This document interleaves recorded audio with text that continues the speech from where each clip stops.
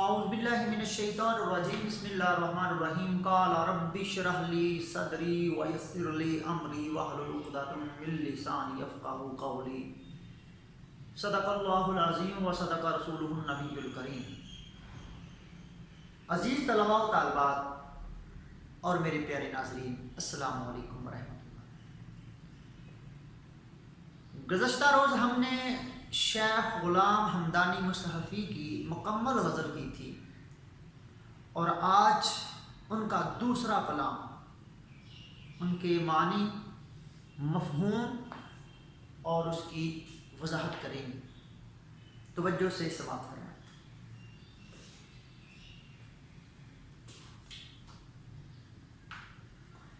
نہ گیا کوئی عدم کو دل شاداں لے کر، یہاں سے کیا کیا نہ گئے حسرت و ارماں لے کر۔ شیخ غلام حمدانی مصحفی نے اس شعر میں زندگی کی ناپائیداری، دنیا کی بے ثباتی اور انسانی خواہشات پر بات کی ہے۔ تو چلتے ہیں اس کے معانی کی طرف۔ نہ گیا کوئی عدم کو، سفر آخرت، عدم کو دل شاداں، خوشی کے ساتھ، خوش دلی کے ساتھ، یہاں سے حسرت و ارمان، خواہشیں، آرزویں، تمنا۔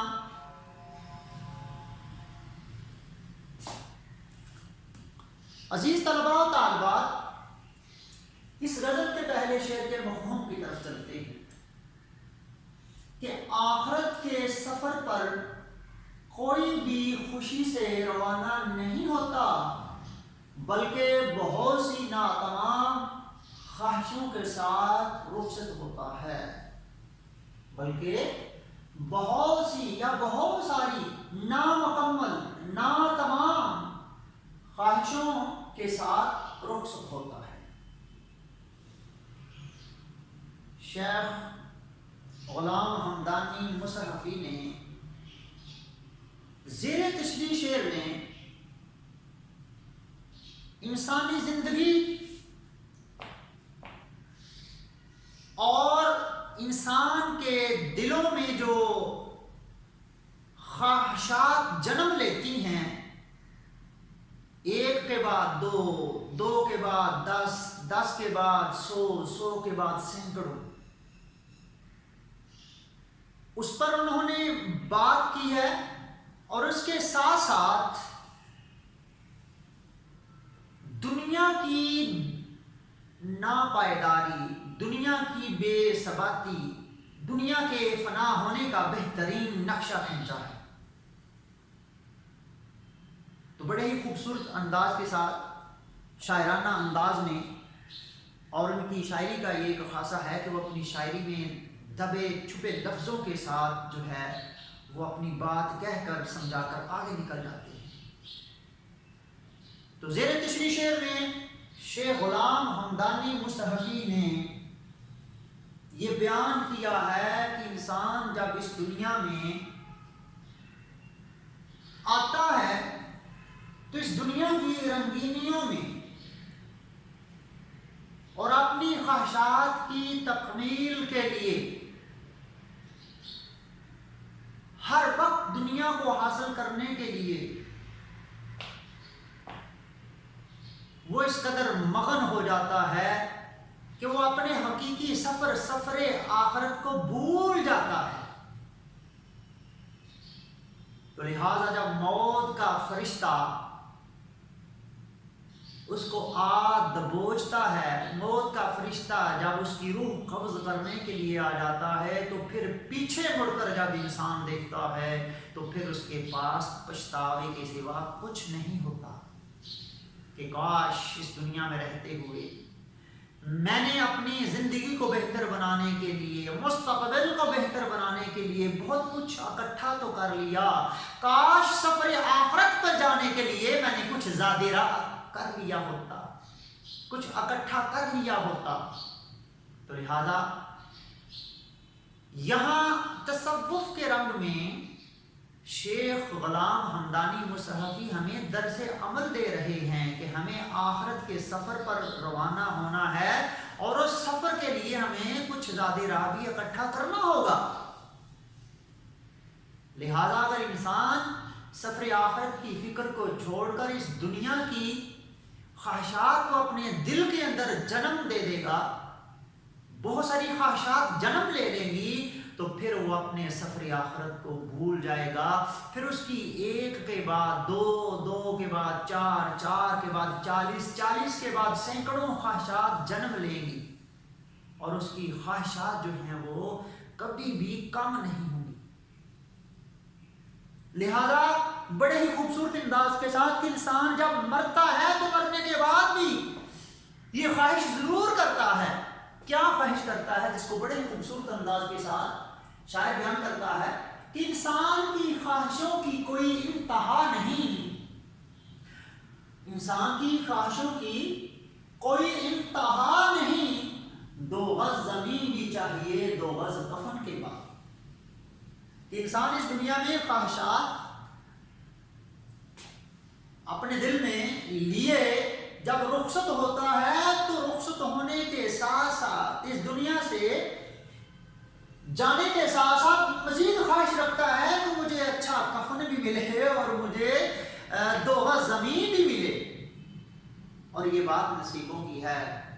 بہت سارے ایسے بھی لوگ ہیں جو حادثات ہوتے ہیں جن کو کفن بھی نصیب نہیں ہوتا، جن کو 2 گز زمین بھی نصیب نہیں ہوتے. بڑے بڑے بادشاہ جیسا کہ بہادر شاہ ظفر جب رنگون جیل کے اندر قید کر لیے گئے تو پھر اس وقت انہوں نے یہ اشعار کہے، کہہ دو ان حسرتوں سے کہیں اور جا بسیں، اتنی جگہ کہاں ہے دل داغدار میں. ہزاروں خواہشیں ایسی کہ ہر خواہش پہ دم نکلے، بہت نکلے میرے ارماں لیکن پھر بھی کم نکلے. تو آئیے چلتے ہیں اس غزل کے دوسرے شعر کی طرف. باغ و دشت جنوں تھا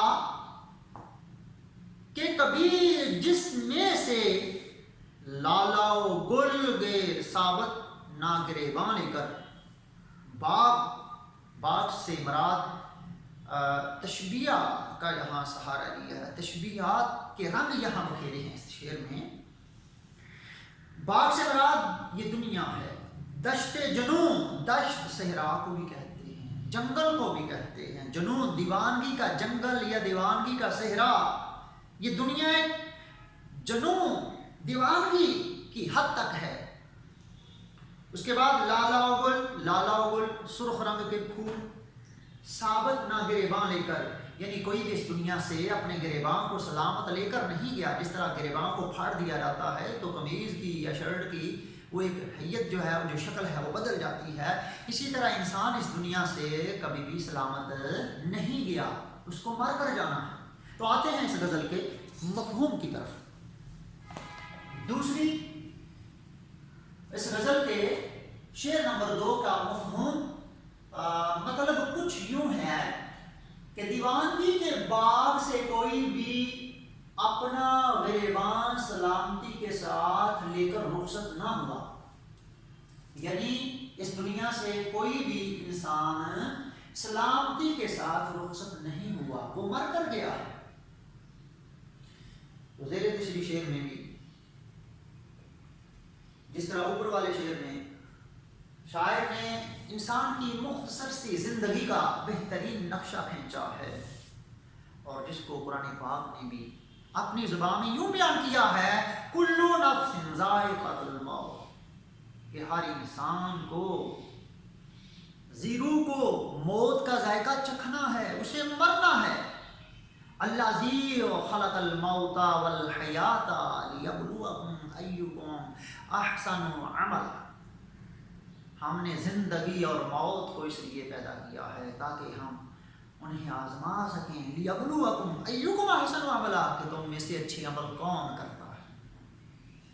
تو لہذا شاعر نے انسان کی مختصر سی زندگی اور دنیا کی بے ثباتی، دنیا کی ناپائیداری کو بھی یہاں بہترین انداز میں بیان کرنے کی کوشش اور سمجھانے کی کوشش کی ہے کہ اس دنیا میں بڑے بڑے خوبصورت گل و لالا، حسین و جمیل، جن کے حسن کے چرچے تھے، خوب رو تھے، خوبصورت تھے، اچھے لباس والے تھے، اچھے اخلاق والے تھے، اخلاص والے تھے، لیکن وقت کے ساتھ ساتھ ان کا حسن بھی مانند پڑ جاتا ہے۔ وقت کے ساتھ ساتھ چہرے سے جو حسن ہے، جو رونق ہے، وہ ختم ہو جاتی ہے۔ تو لہٰذا اس دنیا میں گل و لالا جیسے حسین و جمیل، خوبصورت لوگ، بڑی نزاکت والے لوگ، بڑے خوب رو لوگ، وہ مر کر اس دنیا سے رخصت ہو چکے ہیں۔ کوئی بھی اس دنیا میں سلامت نہیں رہا۔ اور اس شعر میں بھی اوپر والے شعر کی طرح شاعر اپنے قارئین کو، اپنے دوستوں کو یہ دعوت عمل دے رہے ہیں کہ اگر اس دنیا میں بڑے خوبرو، حسین و جمیل جو اپنے خوبصورتی پر بڑا مان کرتے تھے، بڑا ان کو گھمنڈ تھا، فخر تھا، وہ نہیں رہے تو رہیں گے ہم بھی نہیں۔ لہٰذا ہمیں سفر آخرت کے لیے کمر باندھ لینی چاہیے، ہمیں بھی موت کی تیاری کرنی چاہیے۔ حیف اس چار گہرے کپڑے کی قسمت غالب، جس کی قسمت میں ہو عاشق کا گریباں ہونا۔ لہذا اس دنیا کے باغ میں، اس دنیا کے صحرا میں، دشت میں جب انسان آتا ہے تو پھر اس کی رنگینیوں میں اس کا دوسرا پہلو یہ ہے کہ کھو جاتا ہے، اور مجازی پہلو یہ ہے کہ جب انسان اس دنیا میں عشق و محبت کے جذبات سے سرشار ہو جاتا ہے تو پھر اپنے محبوب کی محبت میں بار بار اپنا گریباں پھاڑتا ہے۔ اور عشق حقیقی کے پہلو کی طرف لے جائیں، جب عشق خدا میں وہ انسان گرفتار ہو جاتا ہے تو پھر اس کو دنیا کی خبر ہی نہیں ہوتی۔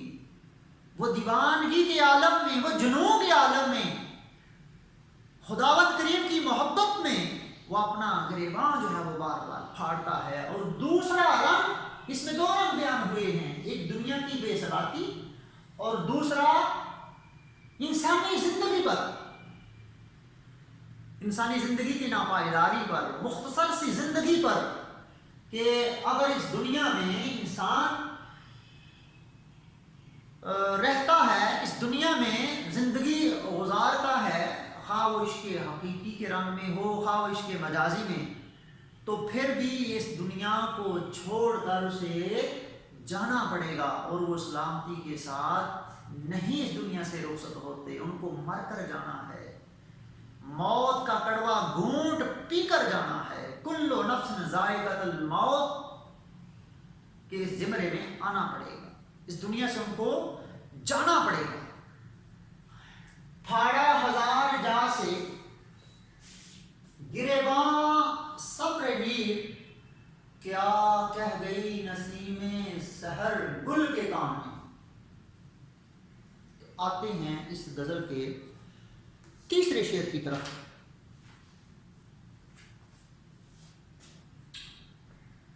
پردہ خاک میں سو رہے ہیں جا کر افسوس، پردہ رخسار پہ کیا مہتاباں لے کر۔ پردہ خاک زیر زمین سو رہے ہیں، یعنی زیر زمین کے نیچے آرام کر رہے ہیں۔ پردہ رخسار، اپنے چہرے پر پردہ کر کے، کفن کے پردہ کر کے، مہتاباں، روشن چاند جیسے۔ تو آتے ہیں اس غزل کے شعر نمبر 3 کی طرف۔ افسوس چاند جیسی صورت والے حسین و جمیل نیچے سو رہے ہیں، یا زمین کے نیچے آرام کر رہے ہیں، یا زیر زمین دفنا دیے گئے ہیں۔ زیر تشریح شعر میں شاعر نے انسانی زندگی کے مختصر ہونے پر وکالت کی ہے اور درس عمل دے رہے ہیں کہ وہ خوبرو، وہ خوبصورت لوگ جن سے یہ دنیا خوبصورت لگتی تھی، اور ہم سوچ بھی نہیں سکتے تھے کہ ایسے حسین و جمیل لوگوں کو موت آئے گی۔ کیا ایسے حسین و جمیل لوگ منو مٹی کے نیچے آرام کریں گے، ان کو دفنا دیا جائے گا۔ لہذا موت ایک حقیقت ہے، موت کسی کو نہیں چھوڑتی۔ تو لہذا شاعر اپنے سے جدا ہونے والے ہم اصل دوستوں کی یاد میں یہ بیان کر رہے ہیں اور ہمیں سمجھا رہے ہیں اور درس عمل دے رہے ہیں کہ افسوس اس دنیا میں جو حسین و جمیل لوگ تھے، خوبصورت لوگ تھے، جو ہمارے ساتھ اٹھتے بیٹھتے تھے، جن کو اپنے حسن پر بڑا ناز تھا، بڑا مان تھا، آج وہ منو مٹی کے نیچے آرام کر رہے ہیں۔ لہٰذا اس دنیا میں اگر اللہ نے کسی کو حسن دیا ہے، خوبصورتی دی ہے، تو اس کو کبھی بھی اپنے حسن پر گھمنڈ نہیں کرنا چاہیے، اس کو اپنے جو ہے حسین و جمیل ہونے پر بے جا فخر نہیں کرنا چاہیے۔ کیوں کہ اس سے پہلے بھی بڑے بڑے حسین و جمیل لوگ آئے اور آج وہ من مٹی کے نیچے مٹی میں مٹی مل کر ہو گئی۔ تو کسی شاعر نے کیا خوب کہا، جنہیں ہم دیکھ کر جیتے تھے ناصر، وہ لوگ آنکھوں سے اوجھل ہو گئے ہیں۔ آہ معلوم نہیں ساتھ سے اپنے شب و روز، لوگ جاتے ہیں چلے سو یہ کدھر جاتے ہیں۔ تو لہذا زیر تشریح شعر میں شاعر نے انسان کی مختصر سی زندگی اور ان حسین و جمیل اور خوبرو اور خوبصورت لوگوں کی طرف اشارہ کر کے ہمیں درس دیا ہے کہ اگر وہ لوگ اس دنیا سے رخصت ہو چکے ہیں، موت ان کو بھی نہیں چھوڑتی، تو تم بھی اس دنیا میں رہ کر کبھی بھی کسی گمان یا گھمنڈ میں مت رہنا، موت تمہیں بھی آ کر دبوچ ہے۔ تو آئیے چلتے ہیں اس غزل کے شعر نمبر 4 کی طرف۔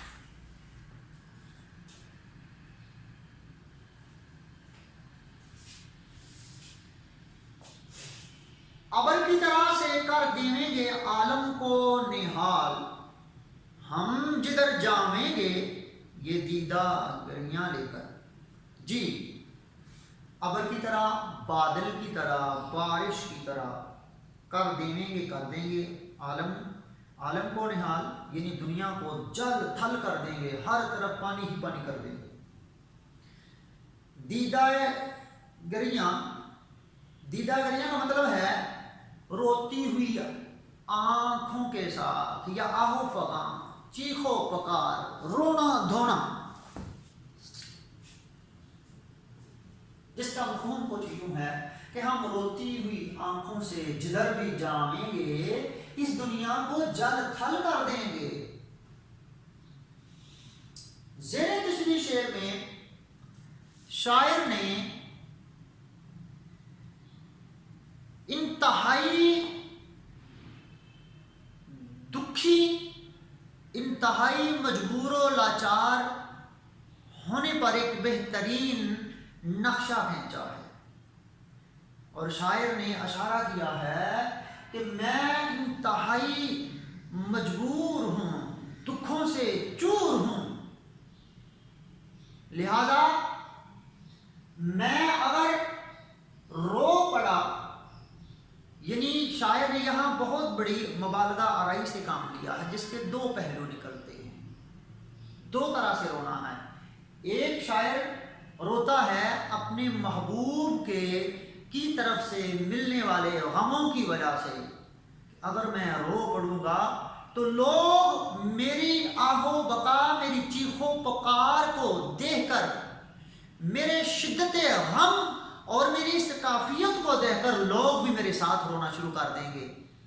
اور دوسرا پہلو یہ ہے کہ اس معاشرے کے اندر لوگ ایک بنجر زمین کی طرح ہو چکے ہیں، ان کی روح مردہ ہو چکی ہے، اور جب میں ایک بادل کی طرح، ایک بارش کی طرح اس معاشرے کی بنجر زمین پر برسوں گا، جب میں اس معاشرے کی جو روح مردہ ہو چکی ہے اس کو میں زندہ کر دوں گا، تو ہر طرف پھول ہی پھول کھلیں گے، محبتوں کے پھول کھلیں گے، وہ بنجر زمین جو ہے وہ زرخیز ہو جائے گی۔ دوسرا پہلو یہ ہے، لہذا شاعر نے یہ بتانے کی کوشش کی ہے کہ اگر میں آنسو بہا دوں گا تو وہ آنسو خداوند کریم کی بارگاہ میں مقبول ہو جائیں گے، جب وہ مقبول ہو جائیں گے تو میری دعا قبول ہو جائے گی، جب میری دعا قبول ہو جائے گی تو یہ معاشرہ جس کی روح مردہ ہو چکی ہے، یہ لوگ جو ہے مردہ ہو چکے ہیں، یہ لوگ ان لوگوں میں پھر احساس جاگ جائے گا، اور خداوند کریم میرے آنسوؤں کے صدقے جب اس کائنات کے اندر بارش برسا دے گا تو یہ زمین جو ہے، جو بنجر زمین جو ہے، یہ زرخیز ہو جائے گی، ہر طرف ہریالی ہی ہریالی ہو جائے گی۔ اس کا دوسرا پہلو یہ ہے۔ تو چلتے ہیں ان کے اشعار کی طرف کہ میرے ٹھہرے ہوئے اشکوں کی حقیقت سمجھو، کر رہے ہیں کسی طوفان کے اشارے، دل کے جلنے کا اگر اب بھی یہ انداز رہا، پھر تو بن جائیں گے ایک دن یہ شرارے آنسو۔ تو لہذا زیر تشریح شعر میں شاعر نے اپنے شدت غم کی کافیات کو بیان کیا ہے۔ تو آئیے اس غزل کے شعر نمبر 5 کی طرف چلتے ہیں۔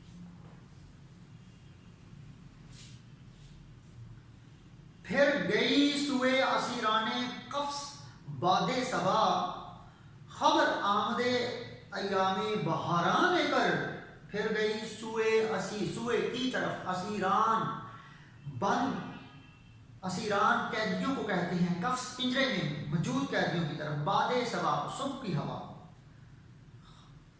خبر آمد آنے کی، ایام بہاراں بہار کے دنوں،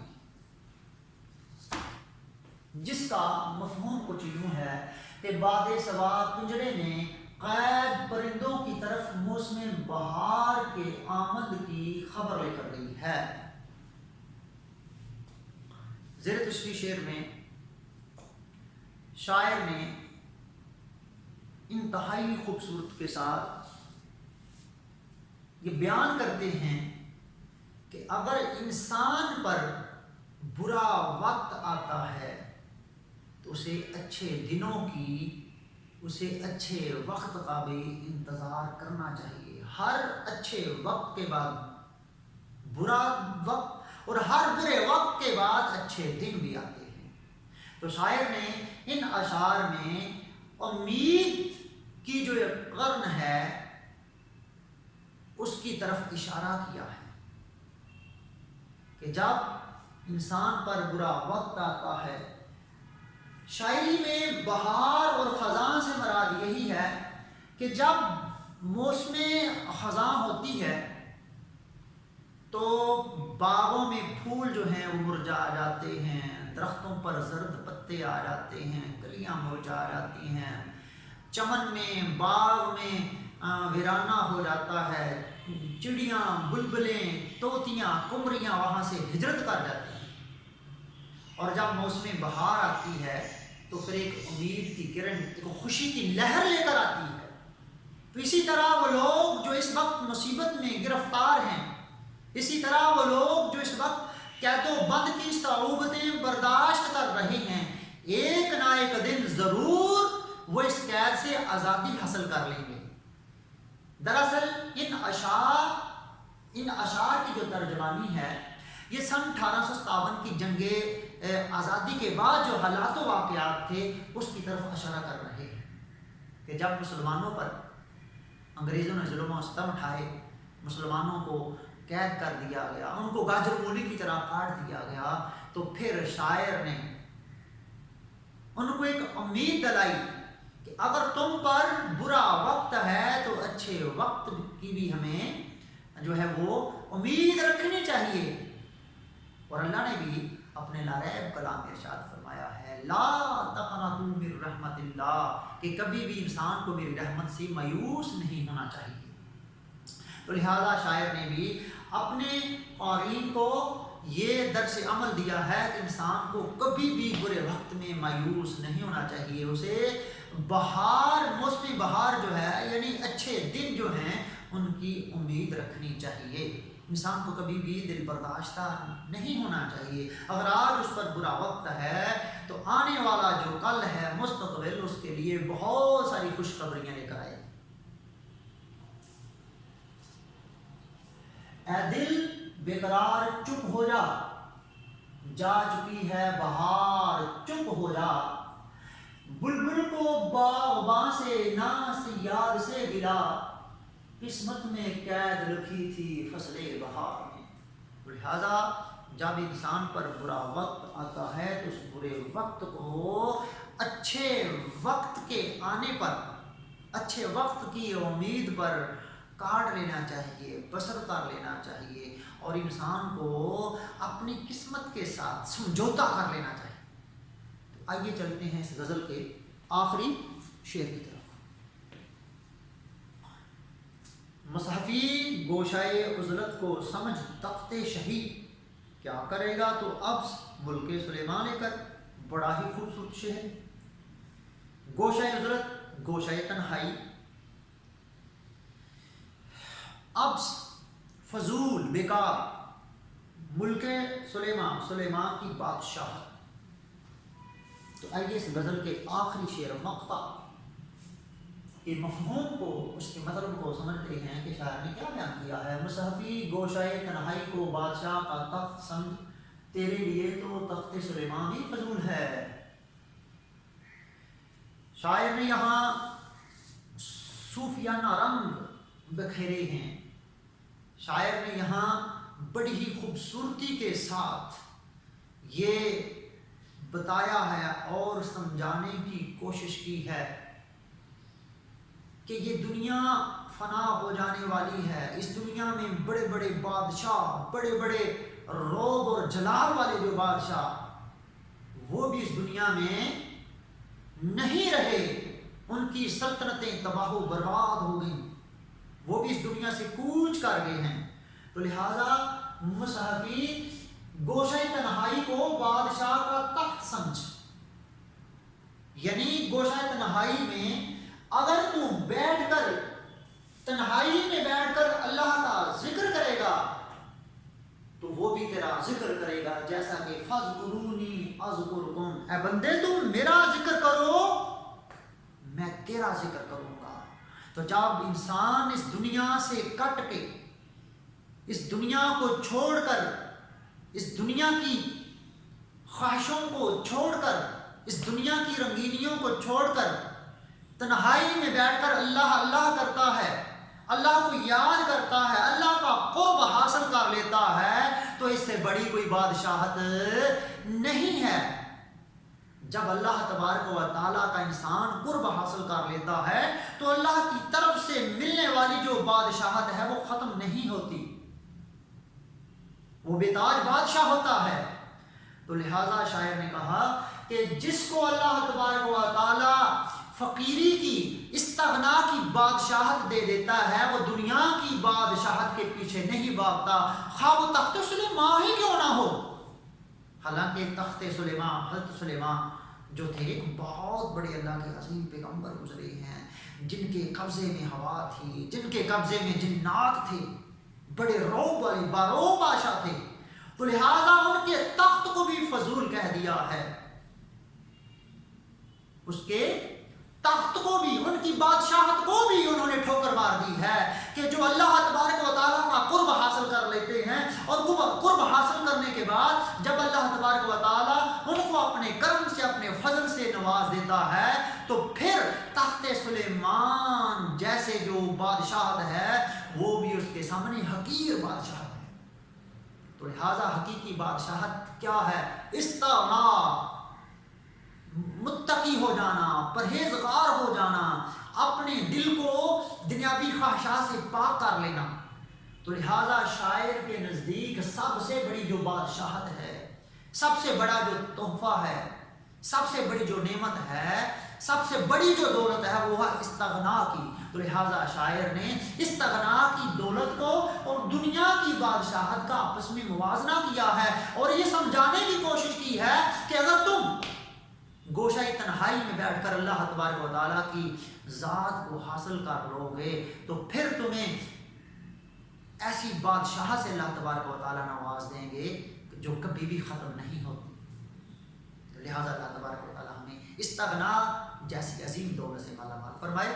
تو میرے عزیز طلباء و طالبات، آج ہمارے شیخ غلام حمدانی حسن رفیق کی جو دوسری غزل تھی، دوسرا کلام تھا، وہ آج ہم نے ختم کر لیا ہے، اس کی وضاحت کی ہے۔